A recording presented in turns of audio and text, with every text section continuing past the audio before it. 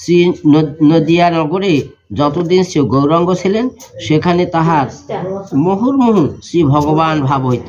শ্রীকৃষ্ণ যখন বৃন্দাবনে ছিলেন তিনি সেইরূপ নদিয়ায় প্রেমের বস্তু ভগবান থাকিতে ইচ্ছা করিলেন।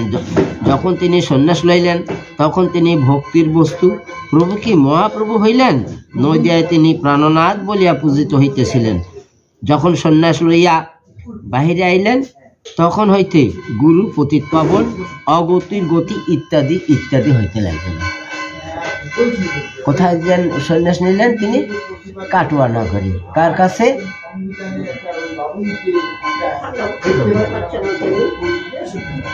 আচ্ছা, ভারতী গোসাই। ভারত বাবু অনেকদিন থেকে আসিনি, মনেও থাকে না, ভুল হয় তাই না? তা ওই যে আছে ভারতী গোসাই। কিরকম? ভারতী গোসাই হলো মধ্যম শ্রেণীর হলো গুরু।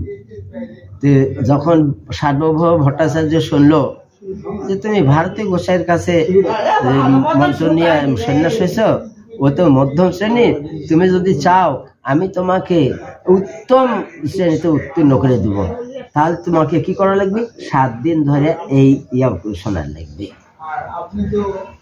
আচ্ছা, নববৃন্দাবন শ্রী বৃন্দাবনের। আচ্ছা, তারপর যখন সন্ন্যাস নিলে পরে কে জানতো সন্ন্যাসের কথা? নিতেই। হ্যাঁ, চারিদিকেই তো লোক গেছিল, কেউ তো পেল না তার সাক্ষাৎ। কিন্তু একেবারে নিত্যানন্দ আর তার মেশো চন্দ্রশেখর আচার্য সরাসরি চলে গেল কোথায়? একেবারে ওই কাটোয়া নগরে। কাটোয়া নগরে যখন যায় শুনলো বৈকালবেলা যে মহিলারা সব জল নিতে গেছে, জল নিয়ে আসতেছে আর চোখ বসতেছে। আর কি সুন্দর একটা 24 বছরের যুবক ছেলে, মাথায় চাঁচুর কেশ, তার মস্তক মণ্ডন করে সন্ন্যাস নিল। ভারতী গোসাই না জানি কত নির্দয়, এত সুন্দর। আর কোন মায়ের কোল খালি করে আসতেছে, সে এই করতেছে আর কান্নাকাটি করতেছে। তখন যখন নিত্যানন্দ শুনলো তখন কাজ তো শেষ। তার বলছে, শ্রীপাদ আমি এখন কোথায় যাব? বৃন্দাবনে যাচ্ছি। হ্যাঁ, তোমাকে তো বৃন্দাবনে নিয়ে যাওয়ার জন্য এসছি। এদিকে রাস্তার মধ্যে কতগুলা রাখাল বালককে বলে গেছিল যে কালকে একটা নবীন সন্ন্যাসী এদিক দিয়ে যাবে, তাকে দেখে তোরা হরে কৃষ্ণ করে করে গান করতে থাকবে। হ্যাঁ, মহাপ্রভু কেমন ছিল? ভাবাবে গেছিল, আবেশে, তার কোনো বাহ্যিক জ্ঞান ছিল না, অথচ তিনি ভগবান। হ্যাঁ, তখন কি করলো? ওই বলছে চল তোমাকে বৃন্দাবনে নিয়ে যাবো। এই বৃন্দাবনে নিয়ে যাচ্ছে। তারপরে রাস্তার মধ্যে ওই বালকগুলা দেখে অঙ্গভঙ্গি করতেছে আর হরে কৃষ্ণ লাফালাফি করতেছে। আর মহাপ্রভু কানে যখন গেল, তাহলে আমি তো বৃন্দাবনের কাছে এসছি, তাছাড়া এ নাম হবে কেন? বাস চলে গেল কোথায়? গঙ্গার ধারে। হ্যাঁ, গঙ্গার ধারে যে দেখে যে অদ্বৈত নৌকা নিয়ে বসে আছে। বলছে তুমি এখানে? আমি তো বৃন্দাবনে আছি। বলছে তুমি যেখানেই থাকো সেখানেই বৃন্দাবন, আর আমার ভাগ্যে যে তোমাকে এই গঙ্গা তীরে আমি পেয়েছি। তখন তার সঙ্গে হলো কি, এটা তাহলে এই নিত্যানন্দ এত বড় মিথ্যা কথা বললো যে আমাকে গঙ্গা তীরে বলছে যমুনা। হ্যাঁ, তখন অদ্বৈত বলছে যে শ্রীপাদ মিথ্যা বলেনি, তুমি এখন যমুনাতে স্নান করবে। তখন কি হলো? ওখানে একটা নদী হয়ে গেল। তোমরা তো দেখিস, যখন ইয়েতে যাচ্ছ, শান্তিপুরে যাচ্ছ, তখন গঙ্গার জল একেবারে ঘোলা, আর ইয়ের জল চকচকা নীল জল না, যমুনার জল। তাহলে কি করলো? সেই যখন সারিছে তখন তুমি ওখানে ইয়াতে ওখানে নদী হয়ে গেল, যমুনাতে স্নান করলো। যমুনাতে স্নান করার পরে গেল কোথায়? অদ্বৈত গৃহে। তাহলে অদ্বৈত বাড়িতে কেন গেল? তাহলে আরেকটু আগে তাহলে ওই আমার গোপাল যখন গোচরণে যেত তখন দুর্গা দেবী একেবারে 10 হাত দিয়ে তাকে খাওয়াতো। আর যে একবার মা বলে ডাক না, আমাকে একবার মা বলে ডাক। বলছে আমি ওই কাজে আর যাবো না।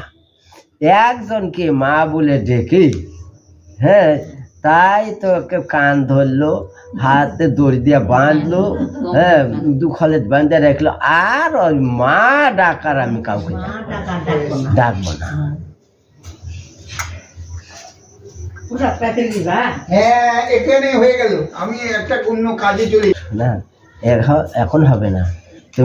আমি যখন নবদ্বীপে লীলা করব গৌরাঙ্গ সুন্দর রূপে, তখন তুমি অদ্বৈত গৃহিণী সীতা দেবী হয়ে জন্ম আসবে, অদ্বৈত গৃহিণী সীতা, তাই না? এই জন্যে এই তার মন বসানো ওই সেই দাপরি এসে কলিযুগে শোধ করল।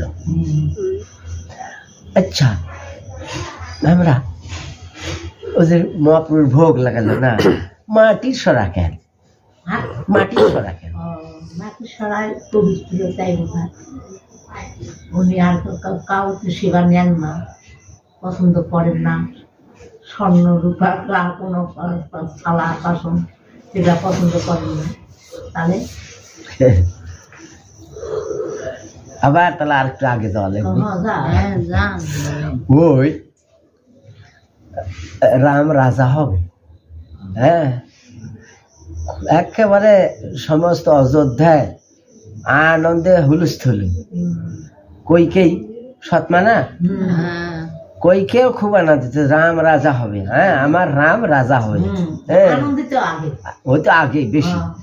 তারপরে ওর যে ইয়ে ছিল কে, মন্থরা, ওরে সর্বনাশী।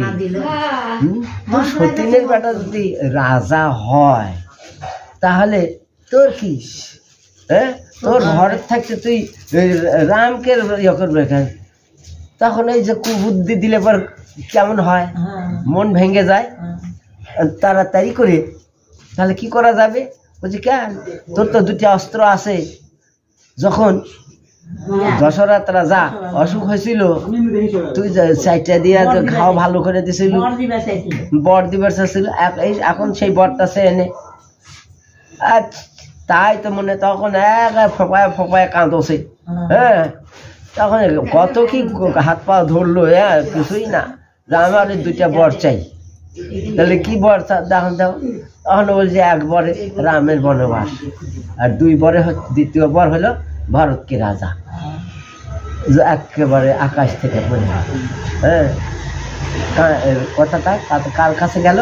চলে গেল রামচন্দ্র শুনতে পেল।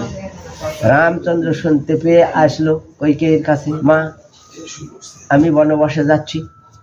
হ্যাঁ, রাম বনবাসে যাবে। এখন কৌশল্যা কি করছে, বাটি ভরে দুধ নিয়ে এসছে। বাবা তুই তো বনবাসে যাবি, তা আমি একটা তোকে খাওয়াতে পারবো না। হ্যাঁ, এই যে এই দুধটা তুই খেয়ে নে। হ্যাঁ, এই দুধ দিলা। কৈকেয়ী করলে যে না, ওকে দুধ খাওয়ানো হবে না, তো ওকে আর দুধ, ওই দুধ ফেলাই দিল। নিষেধ করলো। হ্যাঁ, নিষেধ করে দুধটা ফেলাই মাটির সাথে মিশে গেল দুধ। তারপরে তখন থেকে মাটির জিনিস। তারপরে কি হলো, রাম কেমন ধৈর্য যে জগৎবাসীকে শিক্ষা দেন মাতৃভক্তি কাকে বলে। কৈকেয়ী যখন রাম বনে চলে যাচ্ছে, কৈকেয়ী বুঝতে পারলো ভুল। হ্যাঁ, তখন রাম আমাকে কত ভালোবাসে আমি দেখব। রাম যখন 14 বছর বনবাসের পর ফিরে আসবে, তখন আমি এক হাতে এই ননির ভাণ্ড নিব, আর এক হাতে নেব বিষের ভাণ্ড। হ্যাঁ, এক হাত ডান হাতে নেব ননির ভাণ্ড, বাম হাতে নেব বিষের ভাণ্ড। রাম এসে যদি প্রথমে আমাকে মা বলে ডাকে, তাহলে তার মুখে এই মাখন তুলে দেব। আর যদি আমাকে মা বলে না ডাকে, তাহলে এই বিষ খাই আমি তখন আত্মহত্যা করব। কৈকেয়ী 14 বছর পর যখন রাম আসলো, এসে কিন্তু কৈকেয়ীকে কৌশল্যাকে ডাকেনি, প্রথমে কৈকেয়ীকে করছিল। তখন তার মুখে এই ননি তুলে দিছিল। আর বলছে যে যদি তুই আমাকে বিষের ভাণ্ড না দিতি আর মা বলে না ডাকতিস, তাহলে আমি এই বিষ খেয়ে তোর সামনে আত্মহত্যা করতাম, আর মনে করতাম যে আমি মর্যাদা পুরুষোত্তম রামচন্দ্রের চরণেই আমার আত্মাহুতি দিছি। তো তখন বলছে যে তুমি তো আমাকে ঋণের মধ্যে ফেলালে, তা আমি যখন তুমি তো আমাকে ইয়া করলে না, হ্যাঁ আমি যখন এরও আবার প্রতিশোধ নেব। কখন? ত্রেতা, ওখানে হয়েছে ত্রেতা, দাপুরে আসলো কৃষ্ণ আর কলিতে গৌরাঙ্গ।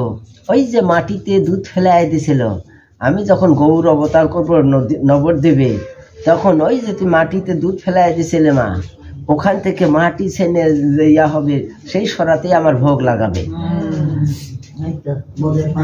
হ্যাঁ, আর তুমি তো সন্তানের মর্ম জানো না, তখন তুমি হয়ে যাবে কি শচীদেব, আর আমি হব নিমাই।